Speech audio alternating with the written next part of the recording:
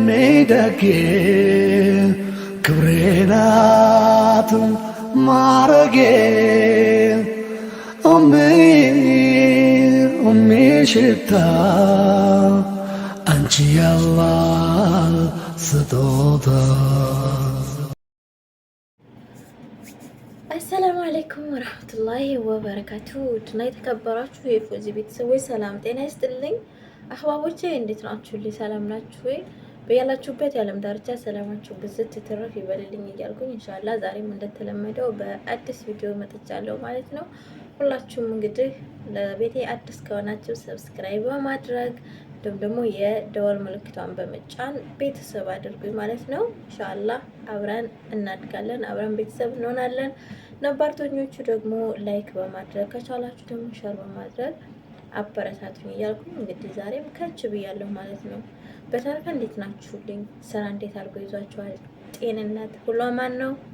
በያለንበት ሁላችንን አላህ ይጠብቀን ኢንሻአላህ። ዛሬ ደግሞ በጣም የሚገርምና ድንቅ ካለኝ እንዲሁም ደግሞ ካሳዘነኝም ቪዲዮ የሆነ ቪዲዮ ይዤላችሁ መጥቻለሁኝ ማለት ነው። እንግዲህ ቪዲዮውን እስከ መጨረሻው ተከታትላችሁ ሀሳብ አስተያየታችሁን ትሰጡኛላችሁ ማለት ነው።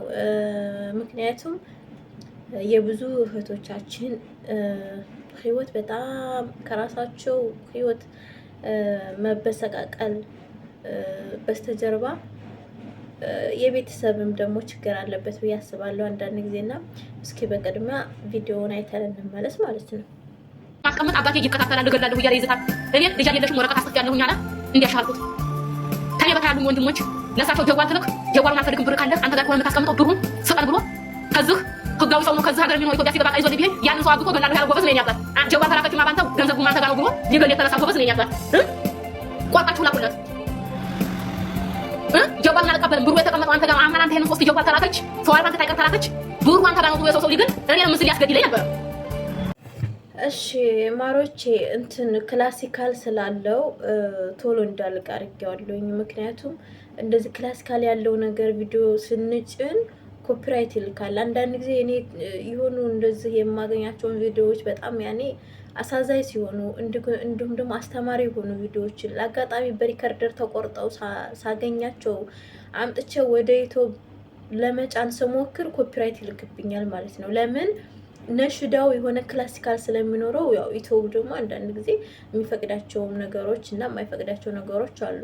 ስለዛ ድምጹን ቶሎ እንትን እንድል አድርጌዋለሁኝ ያኔ እንዳልቅ አድርጌዋለሁና እንግዲህ እህታችን ምንድነው በጣም አባቷ ክፉ እንደሆነና ከሀገር ስትወጣ አያቷ ጋር በጣም እንደምትዋደድና በችግሯም ሆነ በማንኛውም ሰዓት በደስታም ሊሆን ይችላል፣ በሀዘን በተቸገረችበትም ሰዓት ሊሆናል አያቷ በዛ ሰዓት ከአያቷ ጋር እንደምትኖርና አያቷን በጣም እንደምትወዳት ነው የምትናገረው። እንግዲህ አያቷ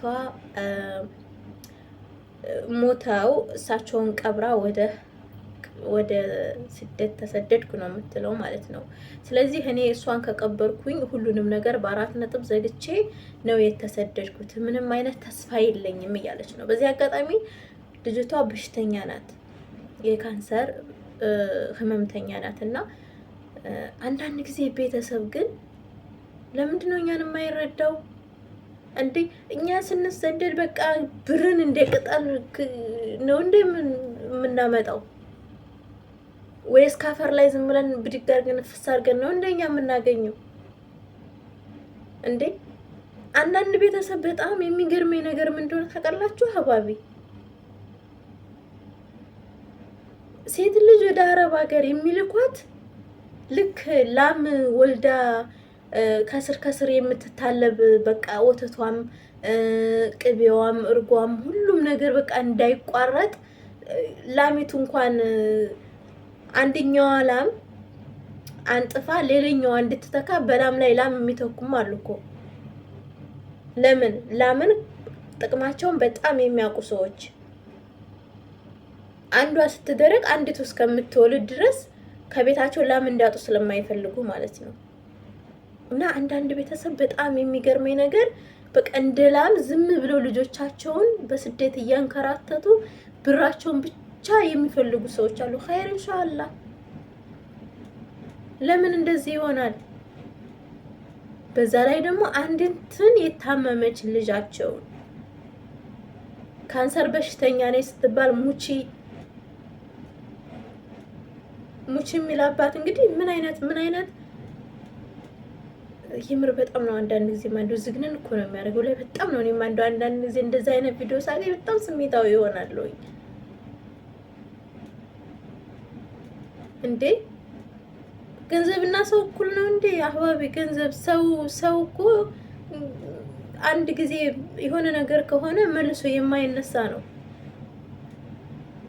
እኛ አረብ ሀገር ያለን እህቶች ደግሞ ልጆች ደግሞ በስራ ጫና ጉልበታችን እያለቀ ነው። በሙቀት በስንቱ ነገር ላባችንን እየጠመቅን እየሰራን እኛ ጉልበታችን እያለቀ ነው ያለው። ያ ማለት የሆነ በሽታ እንኳን ሲመጣብን መቋቋም በጣም ነው የሚከብደን። መቋቋም አንችልም። ግን ያንን የሚያስብልን የለም። በጣም ያሳፍራል። ሀቂቃ በጣም ያሳፍራል። እህቶቼ በዛ አጋጣሚ ራሳችንን መጠበቅ የኛ ፈንታ ነው ብዬ አስባለሁኝ እንደራሴ። ምክንያቱም ቤተሰብም ወላ ባልም ወላ ልጅም ከእናት ቀን ይሻላል ይባላል እኮ ከእናት ቀን ይሻላል ይባላል። ያ ማለት እኔ አሁን እናቴ ከሌላት ቤቷ ውስጥ ከሌላት እናቴ ይሄን ነገር ስጪኝ ብላት ከሌላት የላትም። ከምኗ አምጥታ ትሰጠኛለች? ሲኖራት ነው እናት ለልጇ የምትዘረጋው፣ እናት ልጇን የምታስደስተው ሲኖራት ነው። ስለዚህ ከእናት ቀን ይሻላል ይባላል። ገንዘባችሁን ያዙ። ምናልባትም አንድ ጊዜ ሁለት ጊዜ ልንሸወድ እንችላለን። ላኪን ግን በሶስተኛ መጠርጠር አለብን። ዳግመኛ ያ የበፊቱ የአንደኛው ወይም የሁለተኛው ጊዜ መልሶ ሶስተኛ ጊዜኛን ሊበድለን ወይም ደግሞ ለሶስተኛ ጊዜኛ ልናለቅስ አይገባንም። ለምን ልብ አንገዛም? በጣም የሚያሳዝነኝ ሳይወልዱ ሳያገቡ ብዙ እህቶቻችን ቤተሰብም ለመርዳት ብለው መጥተው አረብ ሀገር ላይ ወላሂ ጊዜያቸውን በከንቱ ያሳለፉ በጣም ብዙ እህቶች አሉ። እንዴ አግብቶ መውለድ በራሱ ተስፋ ነው። አንዳንዶቹ እኮ ሳውዲ አረቢያም በሉት ዱባይም በሉት እኮ በዱባይም ወይ ሄደው ወልደው ይመጣሉ ወይም ደግሞ ወልደው ሄደው አድርሰው ይመጣሉ። ሳውዲዎችን በሏቸው እንደዛው ያገባሉ፣ ከቻሉ ያሳድጋሉ፣ ካልቻሉ ደግሞ ሀገር ይልካሉ።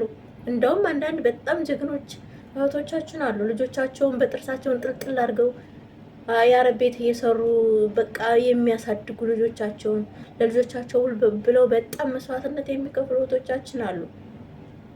እነዛ በጣም ሊደነቁ ይገባቸዋል። ለምን ገንዘብ ነው። ልጅ ግን ጉልበት ካለቀ በኋላ ልጅ ልውለድ ቢባል ራሱ መውለድ አይቻልም። አንደኛ ጊዜ ያልቃል። ሴት ልጅ የመውለጃ ጊዜ ገደብ አላት። ሁለተኛ ጉልበት ይደክማል። ጉልበታችን ባለ ሰዓት የወለድ ነውና ሰውነታችን ባለቀ ጉልበታችን ባለቀ ሰዓት የምንወልደው አንድ አይደለም። በጣም እየተጎዳን ነው እኛ እኮ አረብ ሀገር ያለን ልጆች። ስለዚህ ወይ ከገንዘባችሁ ሳትሆኑ ወይ ከልጆች ወይ ሳትሆኑ ወይ በቃ የራሳችሁ ህይወት ሳይኖር እንደዚህ አይነት ብስቁልቁል ያለ ሰዓት ሲመጣ ደግሞ በጣም ያናድዳል፣ በጣም ያስለቅሳል። እኔ የዚች ልጅ አባት አሁን ምን ያክል በቃ ጨካኝ ምን ያክል አረመኔ እንደሆነ የተረዳሁት። ከዚህ ሰውዬ ደግሞ እንግዲህ ሌላም ሰው እንደዚህ ይኖራል ማለት ነው። እና አባቢ ስሜታዊ ሆኜ የተናገርኩ ለፈለኩኝ ይመስለኛል። ዛሬ ግን ወላሂ ስላሳዘነችኝ ነው። አንዳንድ ጊዜ ያለፍ ስልሳ የማገኛቸው ቪዲዮዎች በጣም ስለሚገርሙኝ ነው ወላሂ 10 ዓመት 12 ዓመት ሆኗቸው አረብ ሀገር ላይ ምንም የለንም ብለው ሲያለቅሱ ሳያችሁ በጣም ያሳዝኑኛል። ሰው እኮ ወልዶ እንኳን ያሳደገ ሰው እኮ ተስፋ አለው። ቢለፋ እንኳን ነገ ጧት የልጅ ነው በቃ ብደክምም ለልጅ ነው ብሎ ያስባል። ልጅ የሌለው ያላገባ ያልወለደ ግን ገንዘብም የለውም ልጅም የለውም ጉልበቱም እያለቀ ነው። ከሁሉም ነገር ነፃ ነው ማለት ነው።